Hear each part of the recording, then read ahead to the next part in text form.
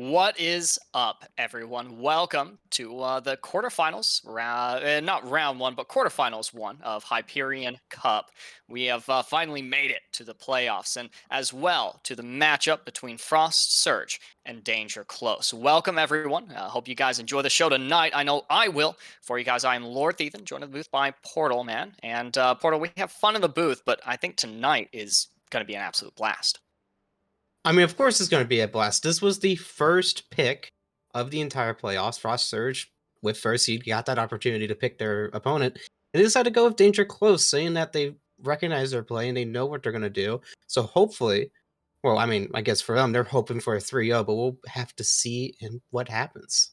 Well, part of the narrative that we've talked about a little bit, Portal, is now's the time for the teams to step up, and Frost Search has consistently done that all season. Currently 7-0 in the regular Hyperion Cup season.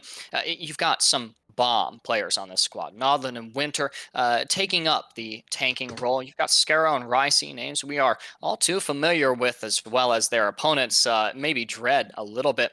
Cappadocia and Zuramantha, and as well Antagonize coming in as a flex player, a substitution in case the roster needs it. You're not looking at a roster of immense depth, but these players are some of the most consistent we've gotten to see in the Hyperion Cup.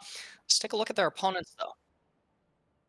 Well, I mean, they're not first seed for nothing, and their opponents today are on the other side of Danger Close. Of course, got a pretty packed roster if you look at it just pure number wise. I think it's the second most amount of players on a team in the league. So we've seen a lot of these players play. They do kind of swap them out here and there, but nothing too crazy. Ford has been a standout player, on my opinion, whenever we're seeing Yeah. from just a DPS, perspective, as well as just Morn on Diva. We've seen them just completely dominate matches lately. They've had a little bit of a rough ending towards the playoff stage, so hopefully they can start building that back up and getting ready for their first playoff match tonight. For these teams, it is do or die. I mean, I guess Well, that's pretty dramatic. It's not entirely die. Portal? no, Portal I'm died. done. Oh, I'm no. done. It probably my fault because I was trying to cook on Parsec and I totally clicked something else and made my browser go haywire, so I had to reset the OBS. It's totally not my Yeah, fault. see, Portal, this is one of my things Uh, that you get to decide who's a bigger uh, weirdo, me or Portal, and right no, now, no, Portal is we did not agree on that. No, no, I do not consent to being called that. Gosh. being the Yeah, weirdo between the two of us. I mean, we're both pretty this is weird. probably gonna be my last night here. Thanks. Sorry, It's Oakley. it's been a nice tenure here at Hyperion. We're gonna Yeah, close it okay, out we're tonight. There good. we go. We're back. We're going to, if it's gonna be our last night, Portal Man, Oh if god. our producer gives us the boot, then we'll have to go out with a bang, and that's what either one of these two teams are going to want to do as well. Again, for Danger Close, who let me double check here, is number five in the seeding. It's time for them to bring every ounce of game that they've got. Heading into our first map, of course, we're going to be looking at our control point game mode, and we'll be going to Oasis. Yeah, Oasis very. I mean, I don't know if you want to call it a standard map, something that you really do see pop up, every once in a while, and people kind of figured out exactly what they want to do. So we're going to be seeing a lot of six man, a lot of probably ball compositions. It'll be interesting if we're going to see anything deviate from that. Would it be too surprising just because of how Danger Close has been so dominant on Brawl? They're probably going to try and force it here, but we'll see exactly what they're going to try and go for races.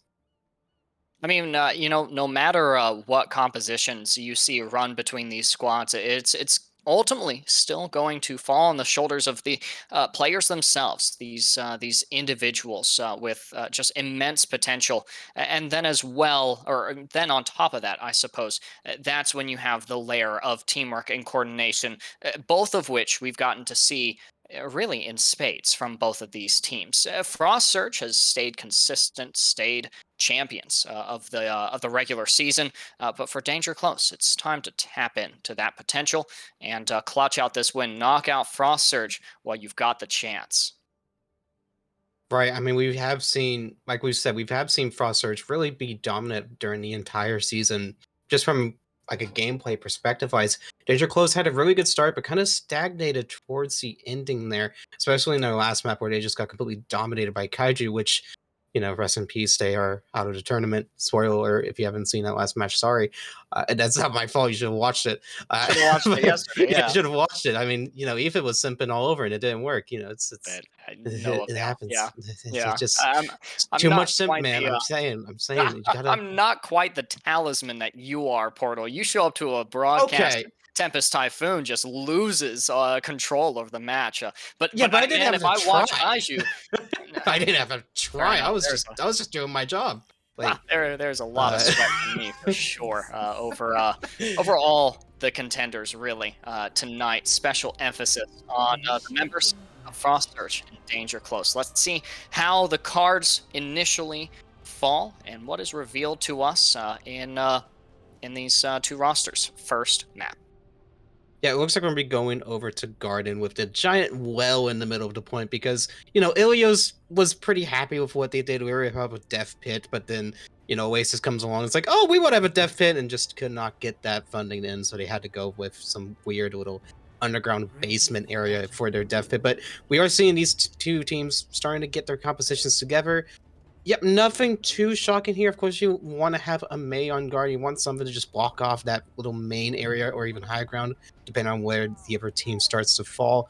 So nothing too shocking out here just yet for this miracle. Ooh, sorry, Portal. I almost fell Oh, asleep at my monitor there for a second. Is sorry. this going to be a brawl rush fest? And I mean, there's not much else to anticipate here on Oasis University, but there will definitely be some excitement to be found, perhaps in Ricey, in the matchup that they have against Apollo or Ford F-150. There's a wall already going up. Saucer will invariably fall. Goes down to Ricky. Already picks established here for Frost Surge. They're going to come up 1-up in this fight. Yeah, very quick fight from Whatever, Frost Surge. Man, it's just going ham over there. Just keep it going. Yeah, Frost Surge just really just got in there, got the wall of separate Danger Close pretty instantaneously, and just had the free picks as they so fit. So Danger Close, simple regroup, nothing too much just yet. It does seem like Frost Surge are going to be holding this line just a little bit heavy today. Now, considering how quickly Saucer went down, look at the ultimate generation for Akuji as well. So far behind on the M Matrix compared to Booncore, who does have that ultimate. Warnertron goes down to the pin without the mech there. Point presence, front line support is going to suffer. That's going to be another fight win in the books here for Frost Surge, putting on a pretty dominant show to start off with. Yeah, Ricky's really pulling it through for Frost Surge right now, just separating their team instantaneously every single time. Danger Close has something to really respond to it so far, so they really need to start playing those flank areas and get around that wall a little bit quicker in order to deal with it. Ford F-150 as well as looking for any angle that they can. Finds the flash onto Zero, but not the follow. There's the speed amp with the Deadeye. It's high noon, and it's not the time to freeze, but that might be what ends up happening here for Danger Close. You're going to see high noon traded kills, and a window is propped up as well for the defenders of the objective. There goes Nodlin with a nice pin. And once again, it was a little less decisive, but still it's Frost Surge's game here.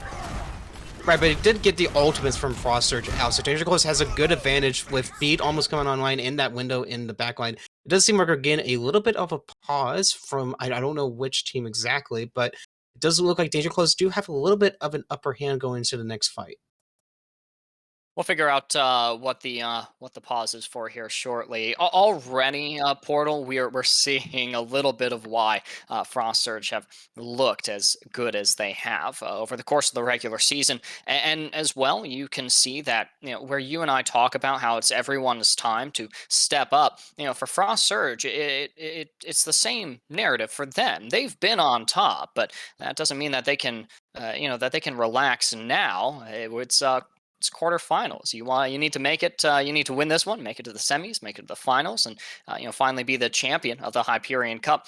We talk a lot about Danger Close, ramping up the gameplay and staying competitive.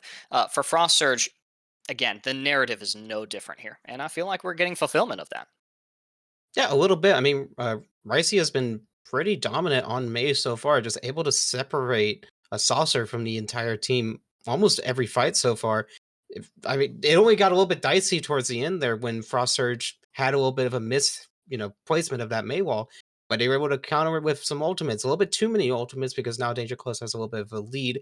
You can't see it just yet, but yeah, so it's all on Ricey just to make sure that that May wall is perfect right now, even with that disadvantage. it's still very much in Frost Surge's favor. Danger Close just need to, like I said, outplay that Maywall, get something out there, make sure that he misplays it in some shape or fashion, and take full advantage of it. Now, Portal, this is definitely not the quarterfinal, or rather, this is not going to be another 3-0 for the quarterfinals. I can't let that happen for No. Danger Close here. To lose the rush on Oasis University, if they do end up losing, which is looking more and more likely as point progress accrues for Frost Surge. There are other opportunities. We'll head into Escort and Hybrid after Control Point, and that's some good opportunities to put forward F-150 into a position where they can dish out the damage, as well as you think about. I'm tired of casting King's Row, but I mean, hey, if Mornotron Oof. benefits from the narrows and corridors of London, that's where you've got to put them. I want to see all of these individuals shine tonight. I mean, we were talking before the match was going on and seeing what maps were picked and all of that. And of course, King's Row was picked the most often whenever you compared everything. And then second least out of the entire map pool was Iconwell. So be interesting to see something like that there. I mean, of course, when you have Kings Row, everyone's going to pick there, especially if Frost Surge somehow lose this match based on what's going on here, because it's such a dominant May map that if you have a good May, you can really just hold down the point and make sure there's no way anyone's getting to tech if they wanted to. So, I mean, then again, like Danger Close, especially if I'm looking at this now from Danger Close again, just assuming based on how this map is going so far, I would stay far away from Kings Row if I were him. Yeah, I would as well. Options for hybrid include Blizzard World, Kings Row, and Numbani. And we're back in. The match unpaused, gotten our issues worked out here, and now it is just Frost Surge looking to continue a powerful defense here of the objective. I have to back up because once again, Ricky ended up out of mech. It's an opportunity for Apollo to yeet out the Blizzard. Space created there, but no frozen targets. The Amplification Matrix might help with the couple eliminations here. There's Ricky going down, Apollo traded in the process, but hey, you've captured the objective for Danger Close. This is looking pretty good. Akushi picking up a couple of final blows there, and the Deadeye is deployed from Scarrow, but it might be a lost cause here. Ooh, Akushi going down though means that it's swingable. Yeah, it's still in there. Scarrow tried to put high noon, just get him off the point. It seems like to be working in their favor. Nice wall. You're going to see the beat draw from Missouri in the interest of retaking this objective. There's the Shatter as well. Did Apollo block the Shatter with the wall? Blocked. It's an awkward angle anyways, but that's truly tragic here for Danger Close. Going to lose this fight. Ultimately, the objective, it's a stall fest. How much progress can you accrue? Immortality Field and Cryo Form all utilized to stall out this time bank. This point progress, ultimately, it will flip.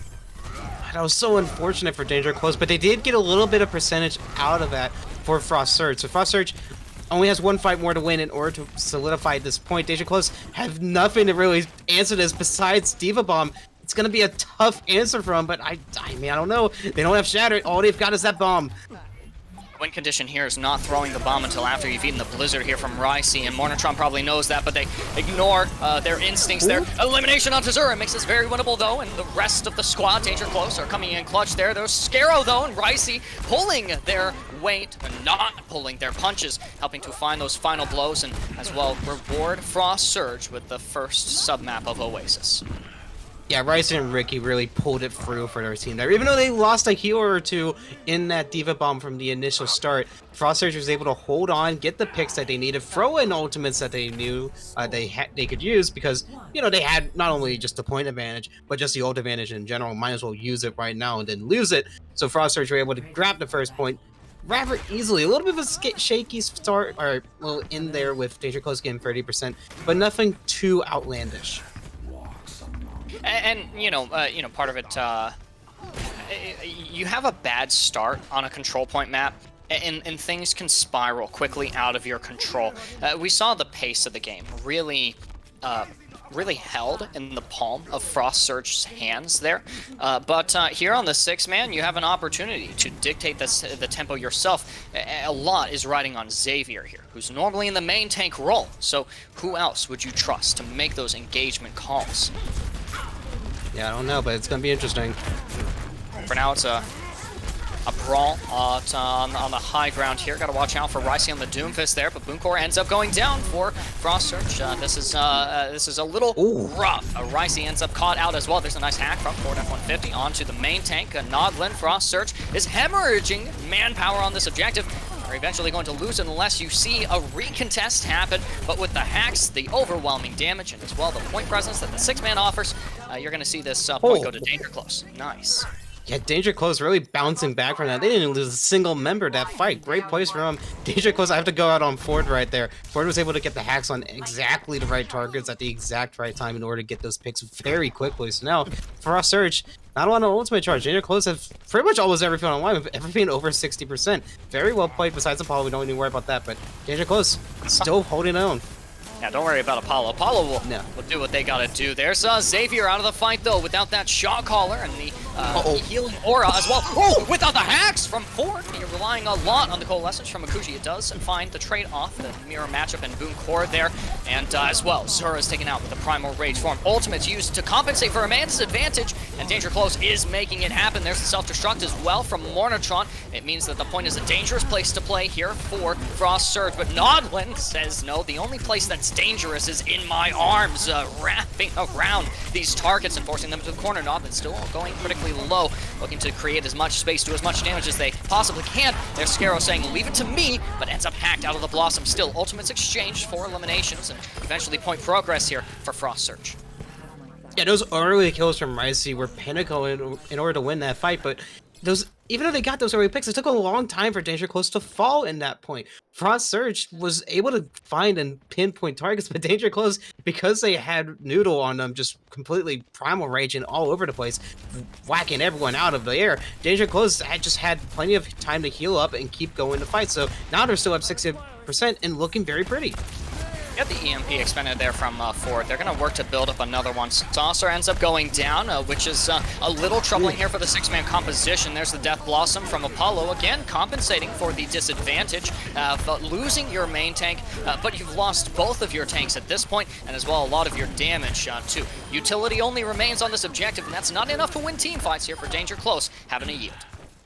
I mean, Apollo, I get what he was doing because that main tank went down a little bit early, but he did it right in front of a D.Va that was just DMing all of that damage, so it wasn't going to do any use with that, and now you have no Death Blossom. Danger Close really behind on ultimates with Frost Surge, having most of their left side ready with both of their tanks ready and going.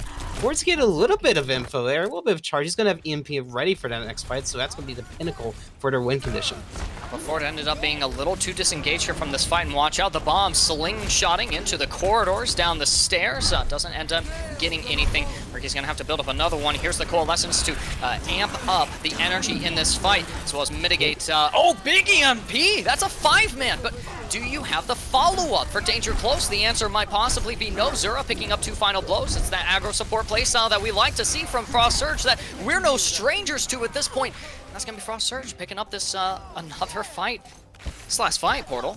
Yeah, it's going to be really close. I don't know if Danger Close has really anyone to really solidify us. They've got D.Va Bomb, but that's pretty much it. The MP went out late after picks were happening, so Danger Close just have to brawl it out until they can get Death Blossom or something to deal with it. Once again, you're left only with the self-destruct from Mornatron. It has to be big. It has to secure a couple of key targets. But Xavier ends up going down. There's not going to be a sound barrier, no healing aura. Akuchi's a solo healer.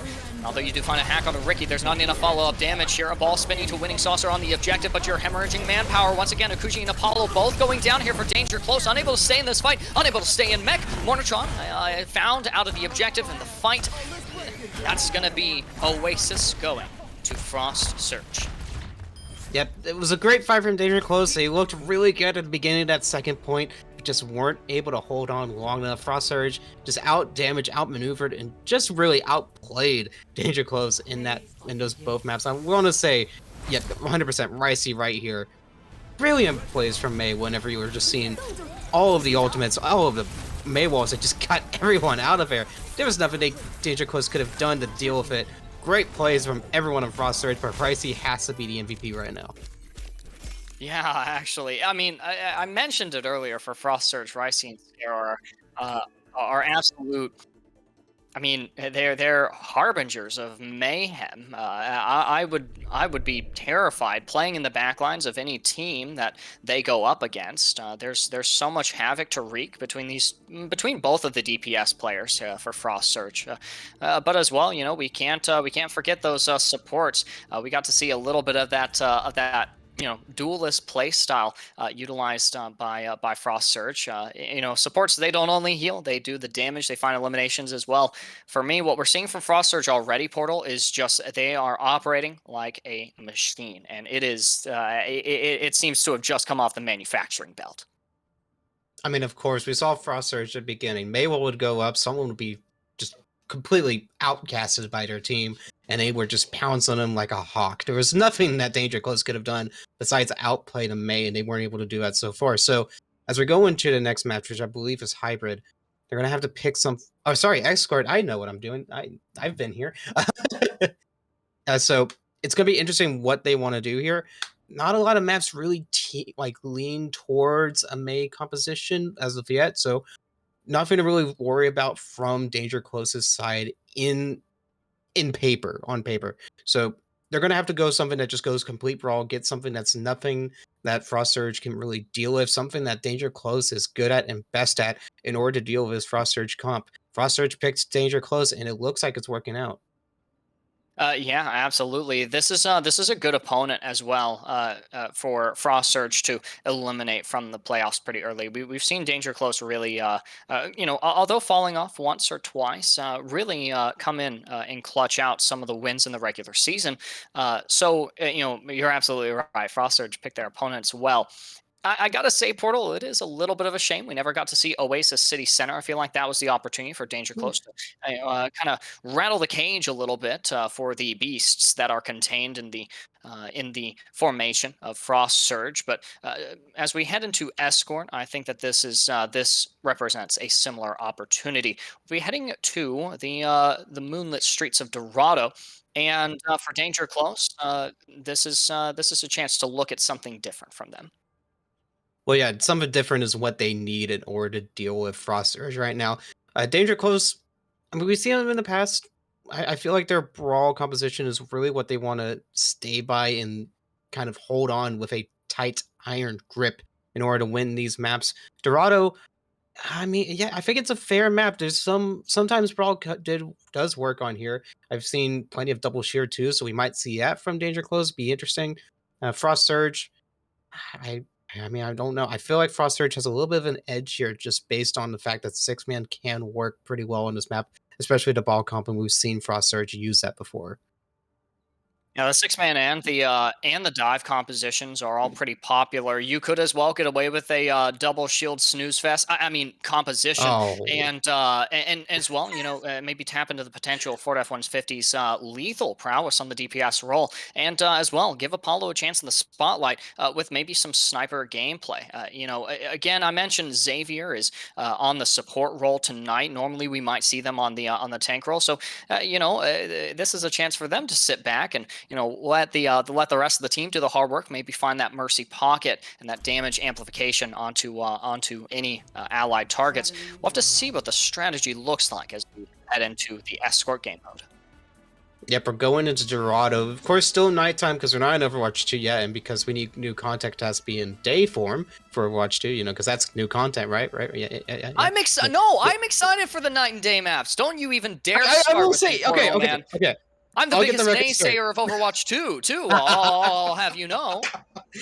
I'll make the record straight. Yes, it's great that we have day and night cycles, but we don't just like only need day and night cycles. I mean, come on, let's be honest here. But all joking aside, let's get into the match here. And it does look like No, I resent that, Portal, okay, man. okay. We are starved Overwatch players. We hunger for any semblance of knowledge, any inkling Yeah. of news of Overwatch 2. That's all the content we need. And we would like more, though. We All right. please, Jeff. Oh, sorry. Oh, too soon. Oh, Anyways, rest in peace. I spoke too soon. Sorry, but okay. So now we're looking. towards these kind of compositions here. And I believe you're right here. 6-man ball comps is something that Frost Surge is actually going to be going for. It's a little bit of a hog trying to come up for Danger Close, but nothing too crazy. They're going to be going full dive, trying to get that Genji blade as fast as possible. We know Ford is really good on DPS, especially on Genji, so hopefully he can pull it out here.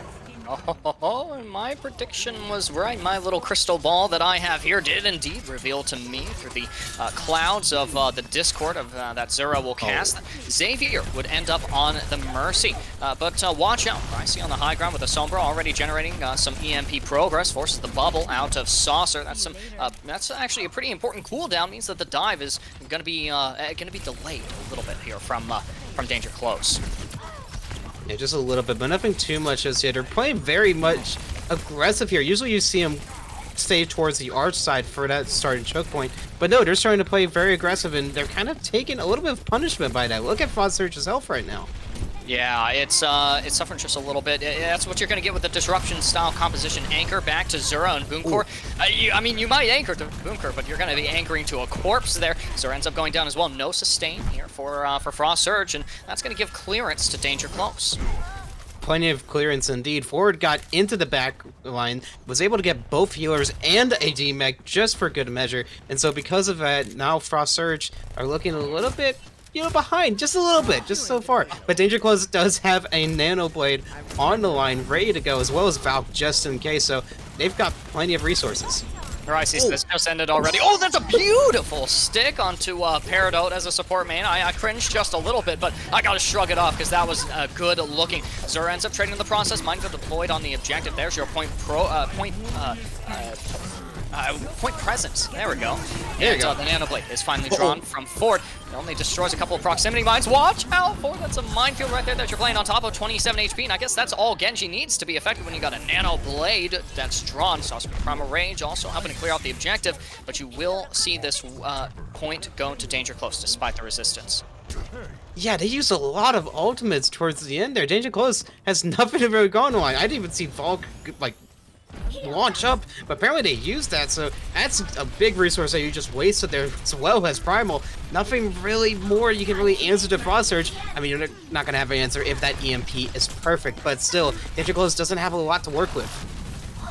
I mean, you use every ult because you got nothing to lose, and at least for this fight for Frost Surge, you only need to use one. That's the EMP connecting to the 5 members, and it rewards Frost Surge with a dominant fight at this corner.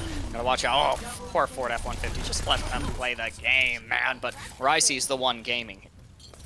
Right, but I mean, Ford did get Zen right at the end, so he got a little bit of value there. He got a little bit of ultimate charge there, but now look at Frost Surge here. We saw Scarrow with that amazing Pulse Bomb in that second fight. Really in place from him. He's getting that just right back. So now, Danger Close, they do have ultimates to kind of counter and make sure they're okay with it, but we've seen how great Scarrow is at getting those heroes down with the Primal. And that's a great way to shut down the Nano Blade as well, is just disrupt the ultimate generation of Peridot and the Ana, who has already gone critically low. Watch out, self-destruct thrown on both sides. It's not going to connect on either one, but Ricky does get the stop onto Ford F-150. This is if a lurid fantasy has been fulfilled for the resident Genji gamer of Danger Close. They're not stymied or stonewalled quite yet with the Valkyrie. Ford F-150 brought back into the fight. The dive commences on the high ground. Saucer, unfortunately, doesn't quite make the jump, but that's okay. The fight is happening in the back lines. Ford F-150 able to clean up Scarrow and looking for more blood to shed. That's a stun onto Mornitron. Disruption of the dive, but the damage the damage hasn't been dealt quite yet. Watch how Ford F-150 feels that in a big way. Yeah, I mean, Danger Close had a real rough stuff. They were able to get the res out. Great job from Xavier in order to get that off, but just weren't able to get the damage up there. All on Bonk there, just to make sure that, he's going to even get more with Xavier. Just to completely stagnate Ford in the air with the charge. Brilliant plays from him. Frost Surge looking a little bit down and out right now. Danger Close looking strong. They've got Nano Blade ready. That's going to be a fight win if played correctly. Frost Surge just really need to wait here. Don't use any ultimates. Just get some value.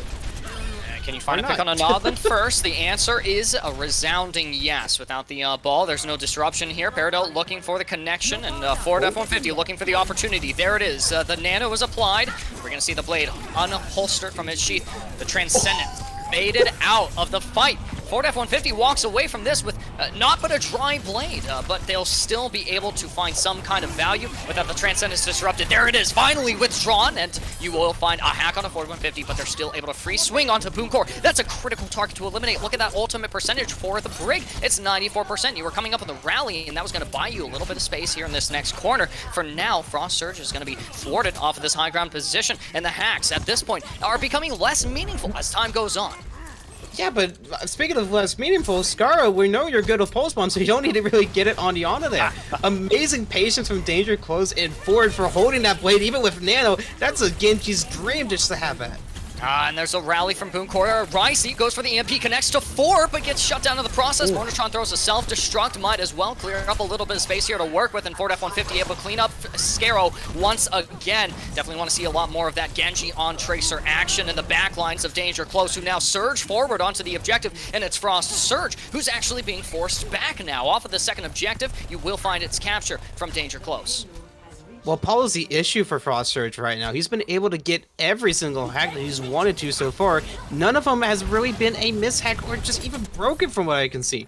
Every time he gets a hack, it's been dominant in getting those picks. So Danger Close needs something in order to deal with him, and they don't. There's no Cassidy, there's no hook, there's no nothing to deal with hack, and so they need to start working on that. And it's going to prompt Ricey to swap, actually, or, part of the reason that Ricey will find themselves on the Echo here. Power driving a minefield on the objective will take Xavier. And then EMP connects to 3 on the high ground. The dive is going to commence here from Danger Close. But, Portal, this is looking more and more like a lost fight. Peridot, harassed in the back, has to apply the nano to Ford F-150 and says this is a little bit awkward, but still will find the value. Dashes up into the sky looking for Ricey, procs the reflect, but still able to find that final blow. Good stuff. Oh, that was so risky, and it looks like they're actually going to be rewarded. No, just barely not. So close. A great hold from Frost Surge. We saw Rissy just running back, trying to get back away, but couldn't go up because he can't fly all the time. Danger Close. Very risky play in order to use a Nano Blade in that situation. And now look at them. All they've got is Rally to really use here. Frost Surge had a huge advantage right now with only a minute to spare. Part of this is going to depend on Ricky and the self-destruct cast with Xavier proccing the rally. There's so much sustain to be found in the formation of Danger Close. Peridot ends up going down, though, so that means you're only relying on the Inspire uptime from Xavier to stay alive in these fights, as well as the Biscuits, of course. There's the self-destruct we were looking for, how it was cast from Ricky, and unfortunately it is not cast to secure eliminations. As well, Ford F-150 has procced the reflect out of, the recall out of Scarrow, who finds themselves eliminated by Apollo, who's back on the Tracer and also armed with a Pulse Bomb. Yeah, Pulse Bomb's ready for him. Scarra has been just throwing Pulse Bombs on Ana the entire match, but it's been useless when it's the only pick that Frost Surge can get. Danger Close is really holding on right now. As we're getting to last fight territory, they've got everything they need.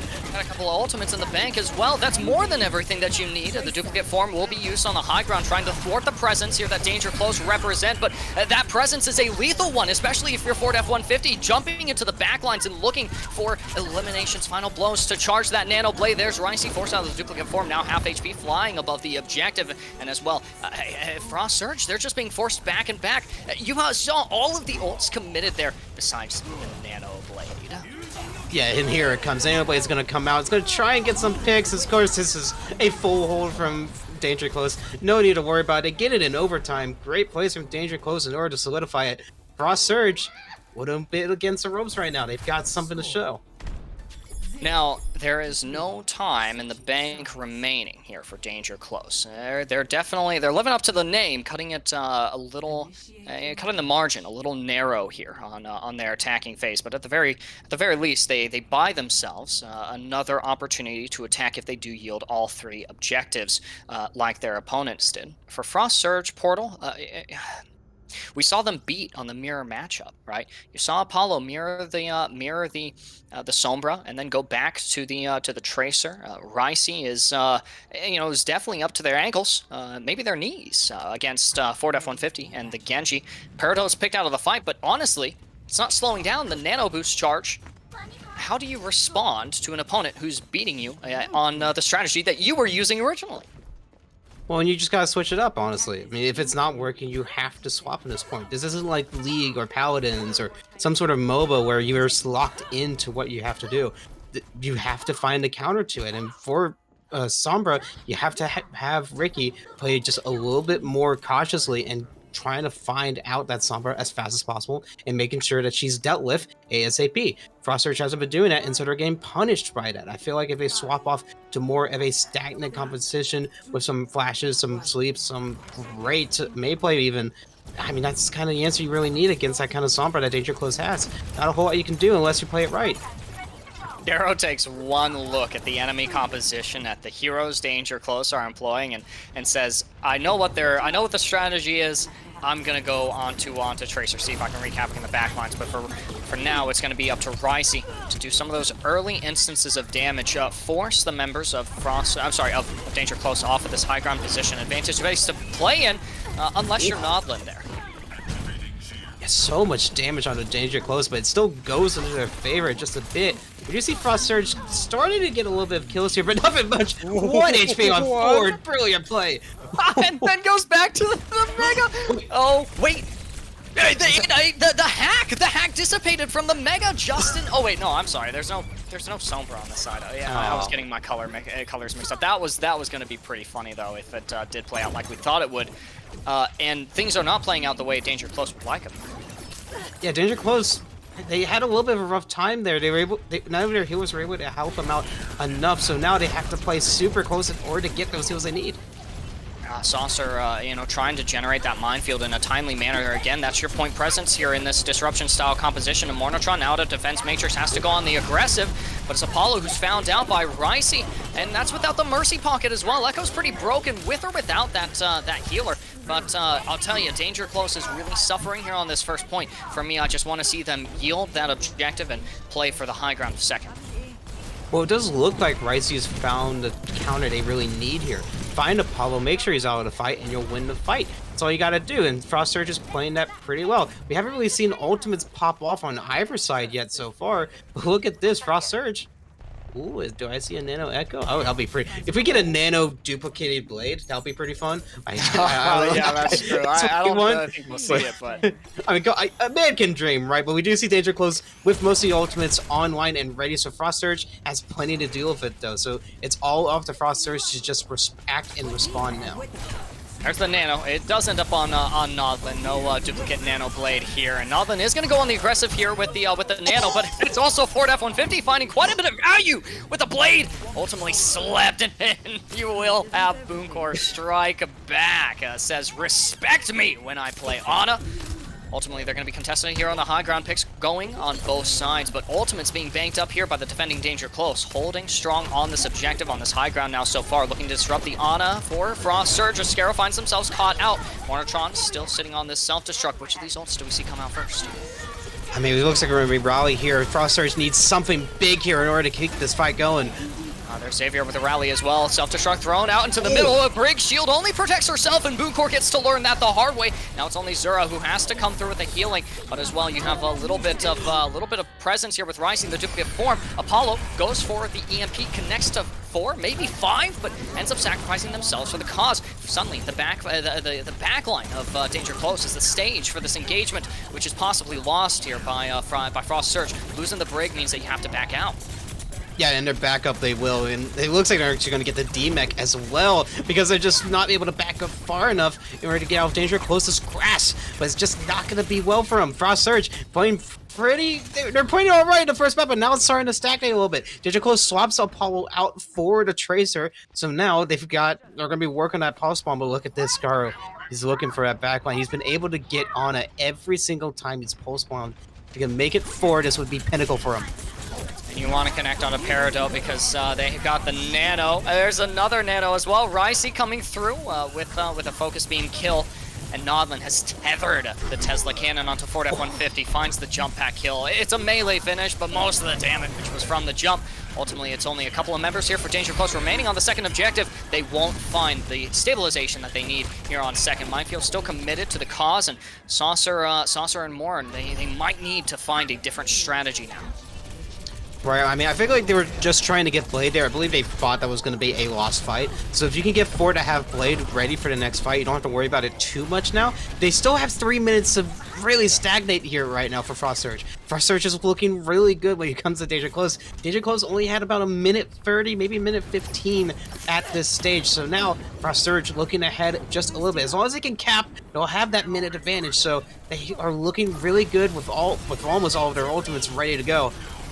Ooh, and their hearts sink into the pits of their stomachs here as the rally comes out from Zura. It means that yeah, this formation from Frost Surge is nearly unbeatable. And to equalize, Mornishon throws the self-destruct on the high ground, finds Booncore. Hey, if you want to cut through the sustain of the backline of Frost Surge, cut down one of the supports, but look, you're losing people in the process. The blade is drawn here from 4F150, but it's not got a damage amp on it, and they end up dying to Zura there, unable to reflect some of that damage, or maybe canceling it a little bit too soon. Maybe it had just worn off, but no matter what, the fight is Danger Closest to lose here.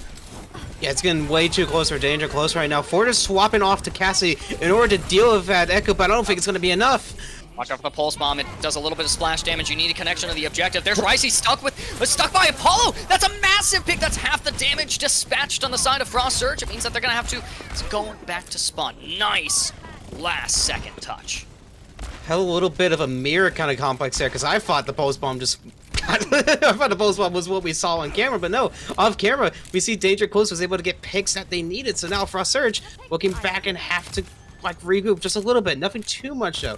They've got Nano ready, they've got Bomb ready, got Primal ready. That's huge with Danger Close because of how close they have to be with that brick. So now, Frost Surge, throw 3 ultimates, you should win this fight, no? You should, but watch out. Saucer's Minefield is going to lead to quite a bit of disruption. That's a double Minefield kill, and normally you'd see it deployed on the objective, but Saucer says, I'll define how to play the ball, and that is definitely going to wreck the attack here, albeit only temporarily for Frost Surge. Temporary, but it might be enough. Frost Surge, I will always say that that little staircase area is prime for ball mines, and I think that finally has proved it for me. With those mines all clustered in that area, there's nowhere to run. There will be mines on top of mines, and you'll just be damaged out before you even know it. So Frost Surge played that to their advantage, Danger Close only used it for 1 ultimate, and now look, we've got Pulse Bomb again. Nano's nowhere near, but they've got plenty of resources. Oh, watch out, Scaro's been found out that Pulse Bomb. Apollo's going to have to wait a little bit longer before its deployment. And, 4F150 caught between an explosion and some explosives as well. Xavier ended up going down. It's Peridot only as the only support here for Danger Close. It's a very losable position that they're in. And with Peridot going down, although a trade onto Booncore is established, D-Mech to Mornitron has to find a way to get back into that mech, but they won't be able to do that. Now all you're looking at is a last second stall, just like we got to see earlier, but you might not get to see it. Shield Bash disrupted by the pile drive from from Ricey? White? Yeah, it looked like that. Wait, I saw Xavier lifted into the air.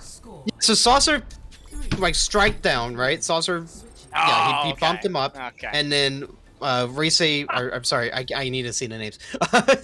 Xavier was able to try and get the boop in there, but just wasn't able to, and times where Ricey was able to get the kill beforehand. But yeah, okay, hold for Danger Close, got him down to 25 seconds, so now they've got a minute to really play with. I mean, if we're going based on that first kind of push, it looks a little bit towards Danger Close's favor. Even though Frost Surge had 3 minutes in that second, attack phase they had, Danger Close still looked very strong at the beginning of their attack. So Frost Surge just need to step it up just a little bit. They know what's going to be coming up next. At least they think they do, as we do see a little bit of change. Apollo not on Sabra for this first attack. I think that, as long as you see Scaro on the Sombra, you'll see Apollo on the Sombra. Just trying to make sure that neither DPS on either team really has as fun of a time as they'd like. Nature of the DPS role, but Apollo, they might be able to get some serious value. It's going to be a pharmacy duo in the skies. Oh, okay, yeah. I don't think. I don't think Thor was going to work here. There's no way you're going to have that, especially with Ricey on Echo. He's been on point this entire match, so Danger Close going far would just be thrown at that point. For F150, I'd be remiss to find a Genji player who's comfortable taking up a matchup against the Winston, but I like the confidence from Ford F150. That's what you need to play that kind of hero, and nothing ends up going down. Maybe biting off a little more than they can chew, but Saucer as well, had a little too much on their plate. Another dive onto the high ground, but watch out. Ricey is dishing out damage from this position. Xavier ends up going down, caught out in the back line. Support, support, supports. And that is not what you find in the formation of Danger Close. Watch out, Saucer doesn't want to get stunned. They do get slept, but the adaptive shields was enough to sustain them. Apollo, however, is not quite so lucky. They are getting caught out by Scarrow. Yeah, Nodal got a little bit too zealous for his low being there, but he gets it down to 10 seconds, even though with that early pick, Frost Surge need to step it up and keep the ball rolling. Danger Close has Blade ready. If Nyano can get up there as well, it's game over.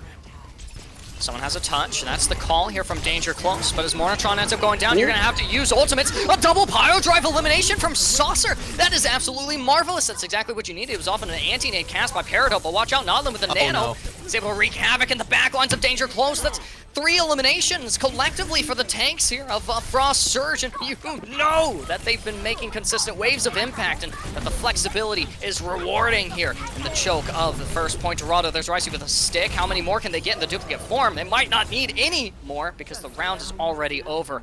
The attack for Danger Close thwarted just underneath that first choke. Yeah, that is very rough for Danger Close. You get the early pick on Winston, but just can't find any more in time before he gets back. Frost Surge knows what they're doing, knows how to play this composition. Frost Surge has really been showing up in this game and know that they can play Danger Close to their limits. Their limits they are finding. Danger Close needs to find something here and some sort of answer to Frost Surge right now. Even though they're getting picks here and there, it's not enough in order to deal with it. Frost Surge had a really good start, and it's looking like it's going to stay like that way for now. All they have to do is get under that arch, and they've got the second map. Frost Surge, I mean, there's no reason to change right now. There's nothing you really need to do. Danger Close needs to answer somehow, and they can't find it. And we're seeing some weird picks here. Saucer had some good picks towards the end, but then again, he was the only person getting picks. Yeah, difficult to navigate just the setup that Frost Surge had there. Apollo and Ford F-150 just denied the space that they wanted to work with, and Peridot not slow on the nano generation, but just unable to find ways to charge it. You're losing people so quickly on the side of Danger Close to oppressive damage from Frost Surge, but I mean, Danger Close looks so good on this map. Yeah, I mean, Peridot is probably thinking, well, we're going to have to push into they're going to have to push into that arch area, so why not play that to our advantage? Make it super close. I'm surprised they didn't even go Junkrat here instead of Soldier. It's just something that just throws in damage under that archway so that they can't get through is all you need to do. All you need to hold is for a minute. If they can play it to their advantage, Danger Close can hold the map.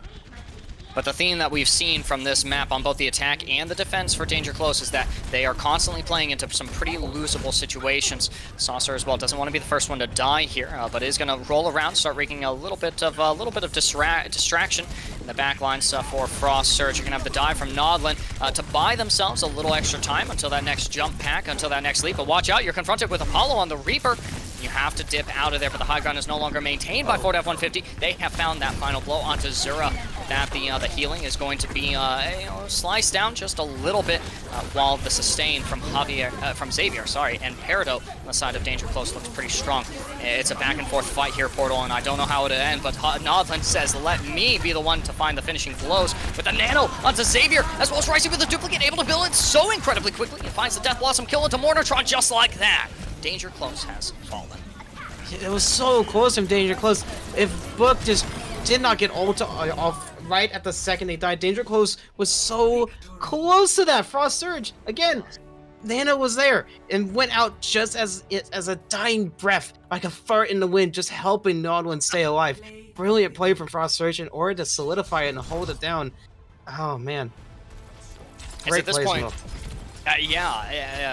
Ford F-150 though, is really putting in work here for Danger Close. I think that I would have liked to see a change in the tank lineup. I think that might have yielded maybe a little bit more space, or part of the way to win Overwatch in its current state is you force your opponents off of the heroes that they initially wanted to play.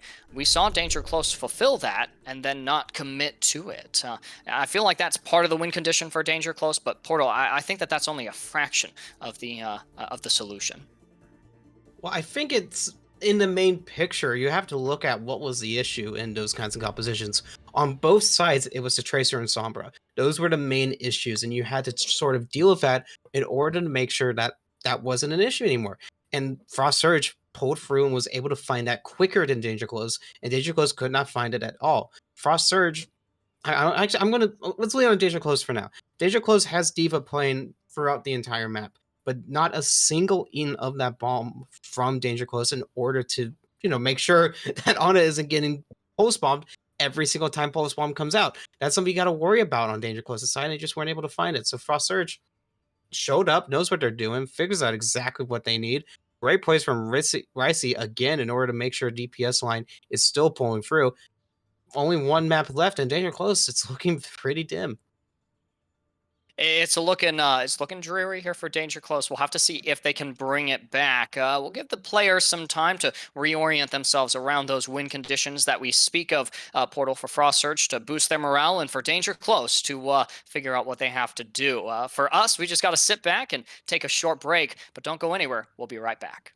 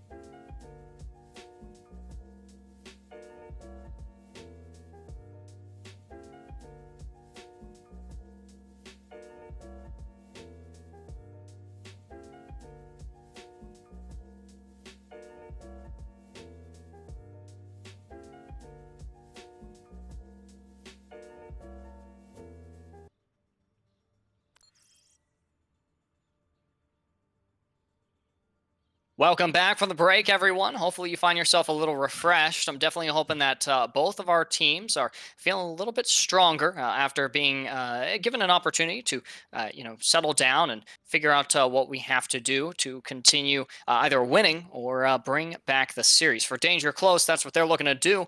And Portal, it's they got to make something happen. And in what stage, what map do we have to see them do it on? Well, I'm looking to see exactly which because I heard two options. I heard that we were doing Nubani or Dorado because they're going back and forth, figuring out exactly what they're doing You here. just did So, Dorado, so so Portal. am I going crazy? I'm going crazy. No, you're not crazy. I I'm heard going it crazy. too, Yeah, but I'm just saying just thanks for watch that Dorado. because my brain went 500 miles an hour, just like wait, but Dorado's not. Is that? Am I going? Okay, I'll just That's go with it. backwards Okay, so time there. Nobody is it. Gosh, damn. Okay, I didn't say that. Nubani is where we're going to go for now, which is, in my opinion, the worst map in the game. Just hear Whoa. me out. Whoa, Nubani settle freaking down. sucks. Okay, I hate everything about it. You have this weird high ground that no one likes. It's just like, oh look, I get to throw everything here. And then second point, no one gives a crap about that. Third point, okay, it's fine. But no, Nubani is the worst map that you have to deal with in this kind of composition. You post that on Twitter Portal, and I will I'll post be it on the first to. Overwatch, Reddit, Uh, Twitter, and I will destroy. no, that's a big old ratio plus L plus all the other pluses. And Numbani, it's definitely not the favored map amongst the Overwatch community. Definitely, if you're heading to a hybrid game mode where you got to capture that first objective and then escort that payload all the way to the end, you'd normally see us go to King's Row or. Eichenwald isn't chosen very often, but a lot of players don't dislike Eichenwald like they dislike Numbani. This is a dive-heavy map, though. Is that going to suit the styles of either one of these teams? Well, I think it's going to serve like the style of Frost Surge, in my opinion. We saw the dive come out from Danger Close a little bit, and that didn't go too well for him. We saw it go for Frost Surge, and they were able to get 3 minutes out of him. So, Danger Close, I don't know. I get why you don't want to go to King's Row. Yeah. Forward, Yeah. they cannot work on the Mei there. Mei just has not been working for Danger Close. Frost Surge has been, Ricey has been tremendous on that. So Danger Close need to go to somewhat of a different map, and they want to go to Numbani. I don't know why exactly, because this is a very high ground divey map, and you need to have that kind of dive composition. And without their main tank, like main roster main tank on their line, it's gonna be difficult for them. I'll have to see what exactly Saucer can accomplish here on Numbani. It's it's unarguably a pretty good ball map, but it's not just the hero on the map; it's the way that you roll out on him. And dispatching the turret, not usually Ball's job, but Wrecking Ball doesn't thrive in an environment where that turret is up. So that's actually a pretty good use of the time here from Saucer. Watchout doesn't want to find the stun. There's a lot of CC in that corridor. You don't want to slingshot yourself through there. Managed to juke some of the damage from that stun. But this is a lot of time here that Saucer is spending in just the setup phase already. Apollo has gone down. Well, Saucer's kind of fading a little bit, just giving so much charge to Torb and Scaro. Just nothing that really Danger Close could do. They got the turret down, but by the time that was down, Apollo goes down because the turret goes back up. So I don't know what you're trying to do here. Don't go in there, Saucer. That's a flash, a fan, a bash, a turret, and a pull. All waiting for you on the other side of that doorway. You will still find the pile drive here, but Saucer, that's their life for 56% ultimate charge. That's paltry, especially considering the fact that off the back of that engagement, Mornitron finds himself staggered. Yeah, I mean, great. Look at Saucer. He's got 60%. Look at everyone else on Frost Surge. They have everything over it or online. So, not a great transfer on that. So, Danger goes, you need to swap someone out here, swap a strategy, something. Saucer needs to engage, but needs to engage in a way where he's not going down a single corridor with CC all around him waiting to just get him out of the game. It definitely has given Peridot their nano boost. So now it's just up to Ford F-150 to make something happen with the blade. With the nano tethered onto it, it's our time to call crutch or clutch here as the blade is drawn. Oh, Ford F-150! It might be a... I almost said crutch, and it kind of is, but it's a clutch here. This first point finds its capture in what really should have taken a much longer period of time off of 2 ultimates. Well, I feel like I did see Boone throw Lamp out there, but everyone kind of terrified of the Nano Blade ran away from the Lamp and just died because of it. So now, Danger Close, because of Ford at 150 and Peridot's Nano, is able to take that first point. And now second point, like I said, it's pretty much a free game here. You want to just kind of play for ult charge if you're smart here. Just make sure you have that advantage. And Danger Close need that advantage. Pushing the high ground, but unable to secure any stagger eliminations. That's not great momentum here for Danger Close, but they're still going to try and occupy this space and draw out as many resources as they can from the defenders. So the first of these is going to be the rally. I think you did as well see the duplicate form come out from Apollo. They're going to duplicate the D.Va, but watch out, you got to stay in that mech in order to get the self-destruct off. 2-3 D.Va's now on the field, and the first self-destruct cast is actually from Apollo. It does get the turret off of Ricey, but that means that Saucer is their opportunity to thrive here. Apollo forced out a duplicate form and found out by quite a bit of CC there. Minefield on the high ground is going to mean that this is a dangerous place here for Frost Surge to play, but it might even be more dangerous for Saucer. Yeah, I'm surprised Frost Surge held the high ground for so long there. We see ultimates flying here and there. I don't know what that bomb was really going to get for you. You didn't have a lot of people to really combat that. You get the pick, yes, but that's all you're going to get, and now you're going to get a D-Mech. Risky plays from Danger Close, but I don't know.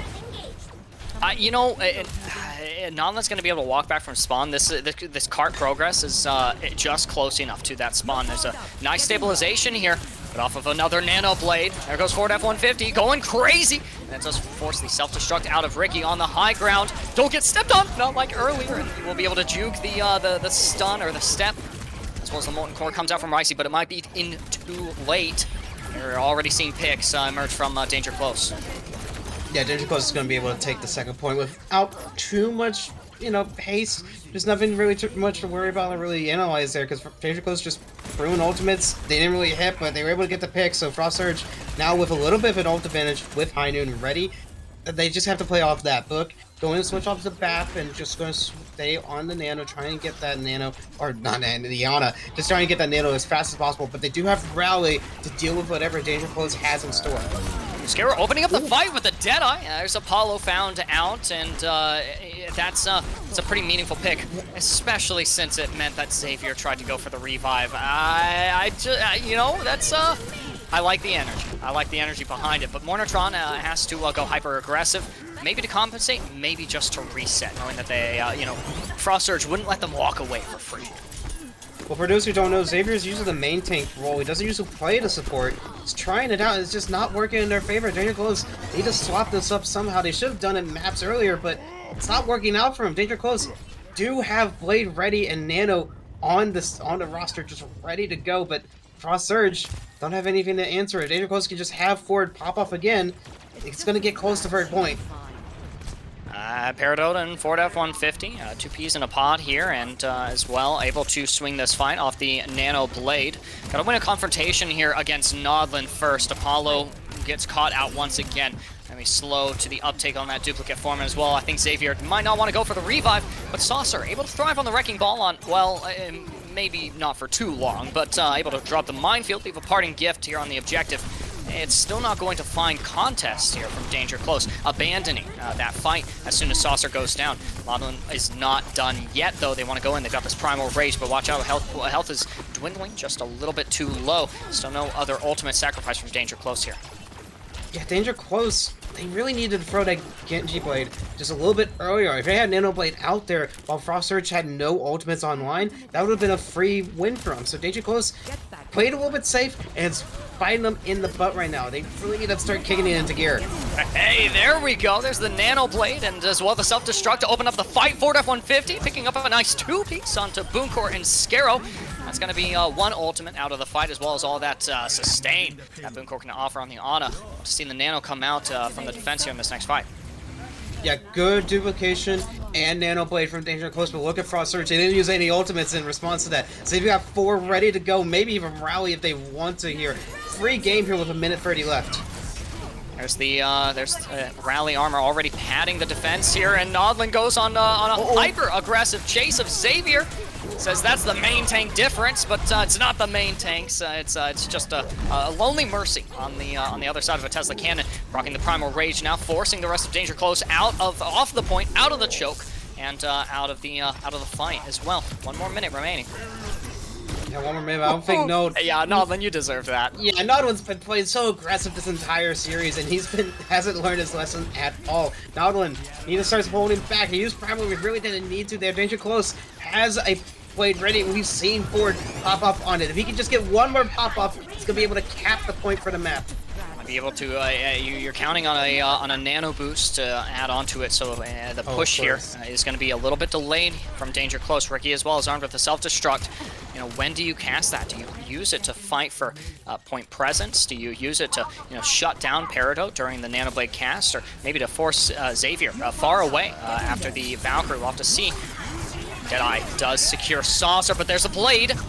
Secures one support, two supports out of the fight here for Frost Surge, but a stun finds Ford F-150. Saucer isn't the only one who has to be wary of those hallways. Scaro able to really abuse that angle, and now it's a free-for-all on the objective here from both sides. Apollo cannot die this close to the duplicate form, just trying to inch out the last little instances of damage to find it. There's a dupe onto Cole Cassidy here, finds the flash, the flash onto Zura, but can't find the follow-up damage. Mortartron is out of the fight. Now Saucer is going to be your point presence, and there's a duplicate from the other side. Ricey duplicating the Soldier 76. That Ford F-150 is now on, but there's another Nano in the rally. The support's coming through here for Frost Surge, helping them to stabilize on third point.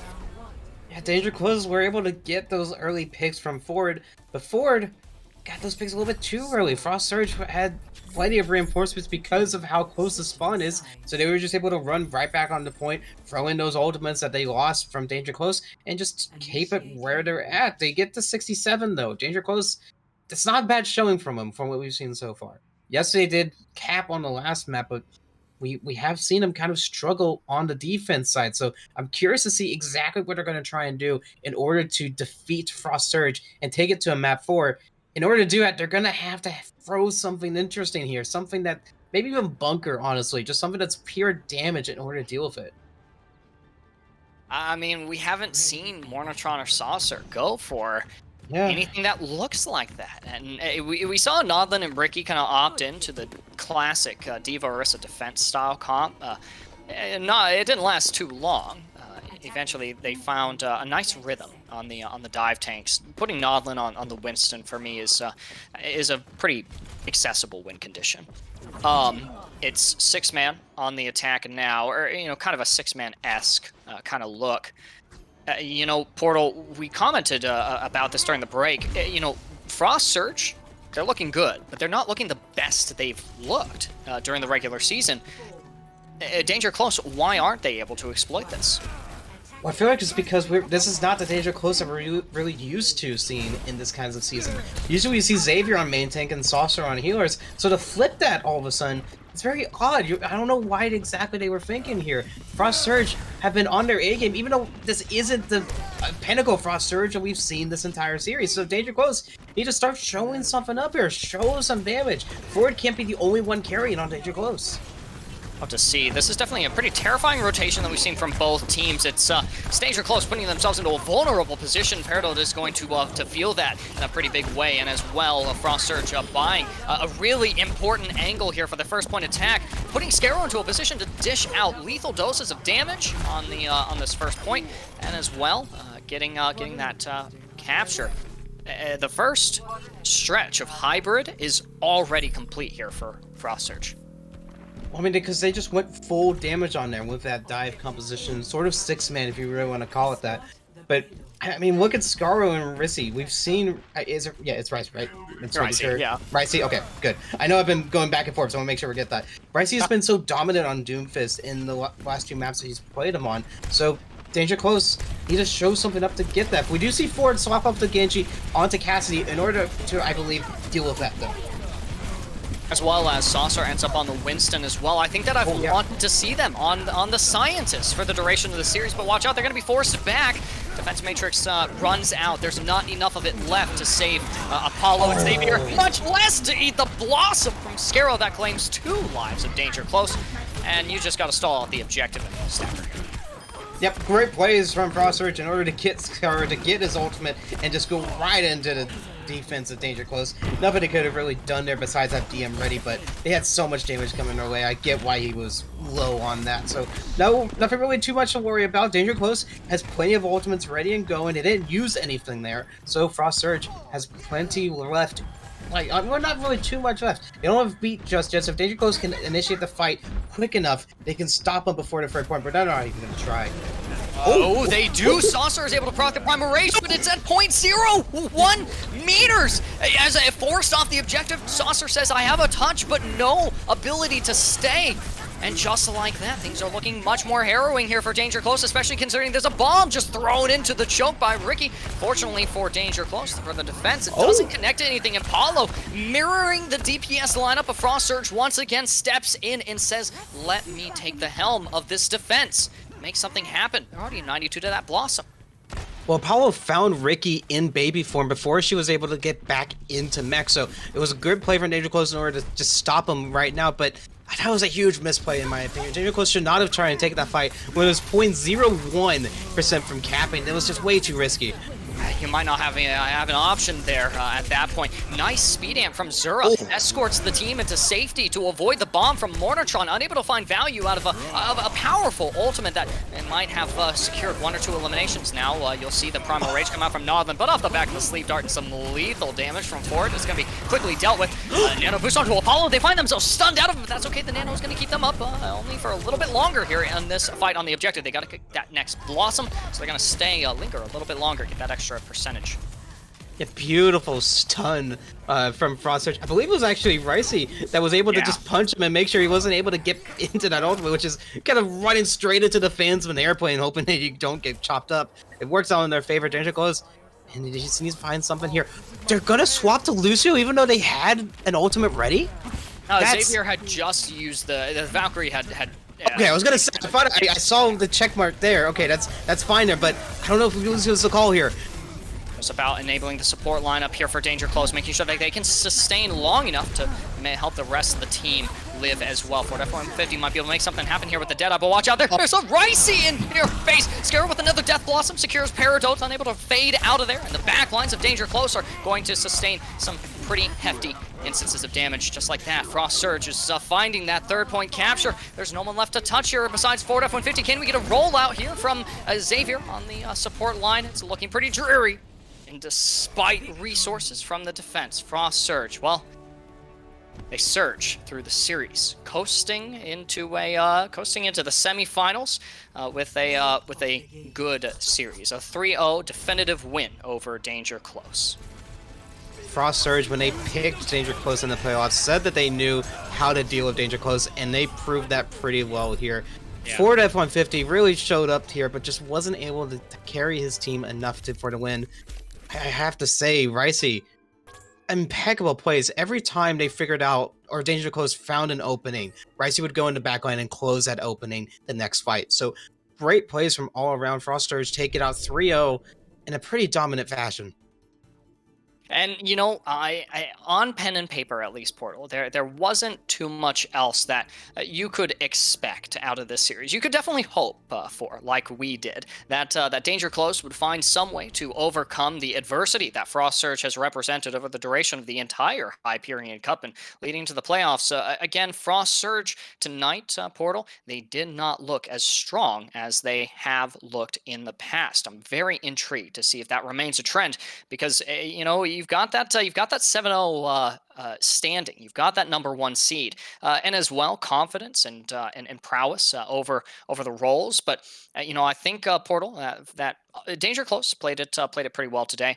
I think that for Frost Surge, the narrative heading forward is: do they continue to look better from this first match? Like I said, definitely looked good, but I'm excited to see those adaptations, those improvements. I mean, of course, I think Frost Surge got very lucky in this kind of series. They were very dominant, and I believe that's just by a huge miscommunication and misplays from Danger Close. Swapping off your roster this late into the season and into playoffs is a risky play and not something that we would advise, and I think that's proof of it. We're going to cut the break, and when we come back, we're going to be here with the MVP from Frost Surge, so stay with us.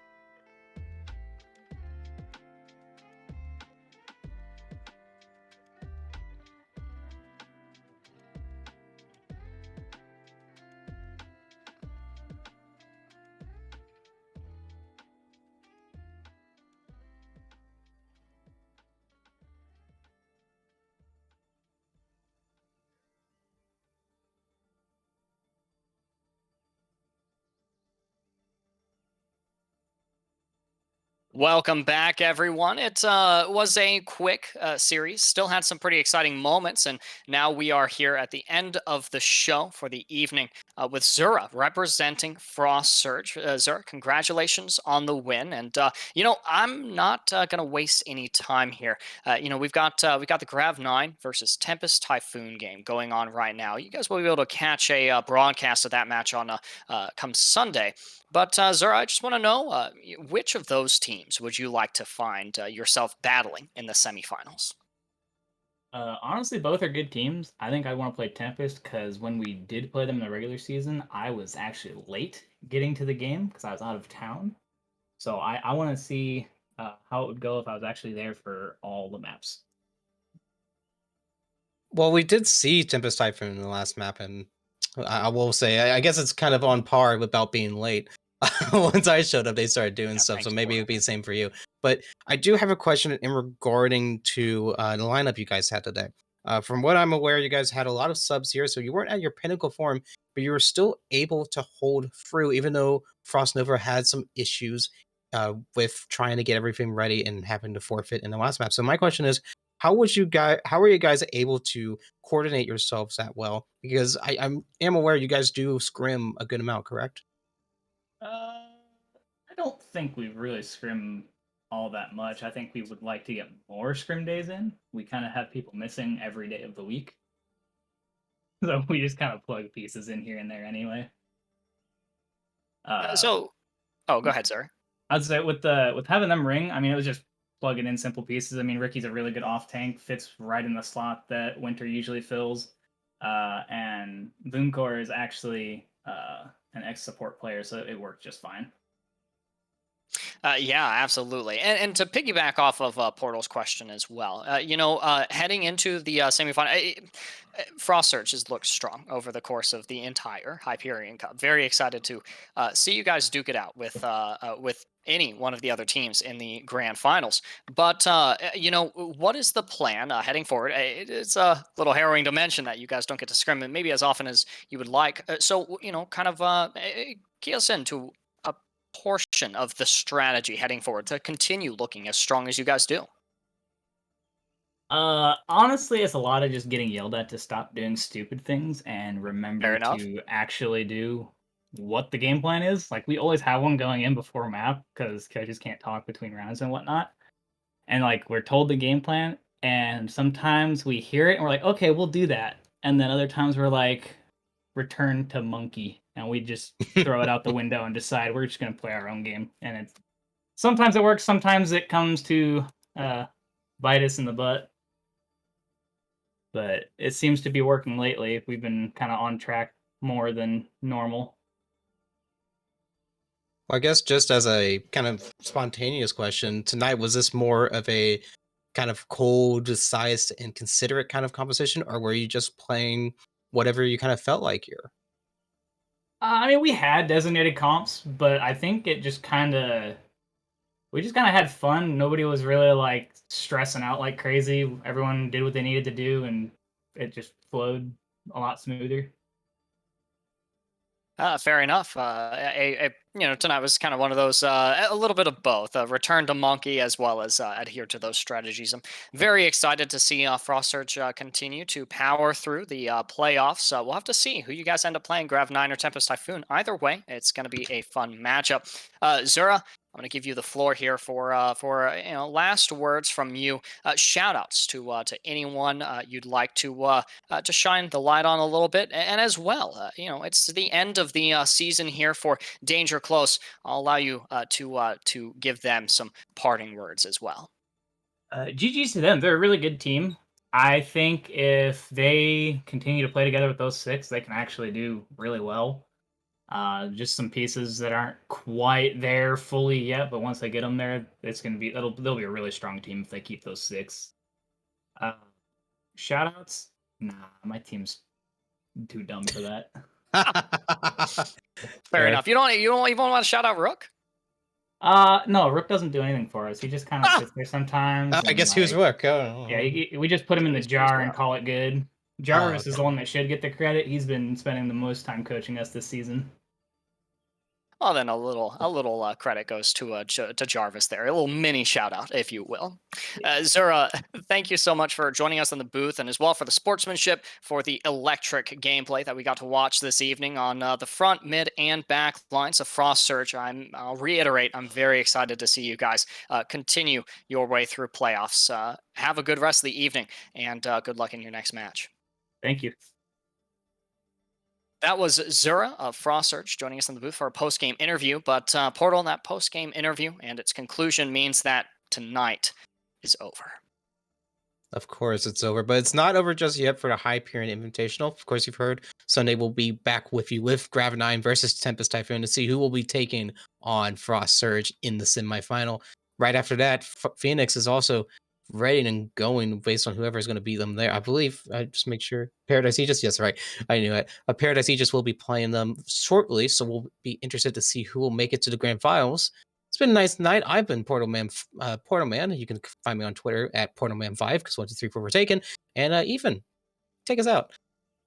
Well, you guys can definitely can see more of me if you head over to Twitter as well. Drop me a follow and at Lord Ethan, just like my name below. Show Portal some love and then make your way over to me. Make sure as well to follow Hyperion on all of their platforms here on Twitch, so you guys can be notified of when we go live, as well as Twitter, where you guys can be appraised of all of other Hyperion's dealings in all kinds of games.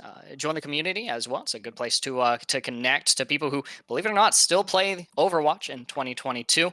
But for us, that's going to be all we've got in the booth for y'all tonight. Thank you guys so much for watching. Have a spectacular rest of the evening.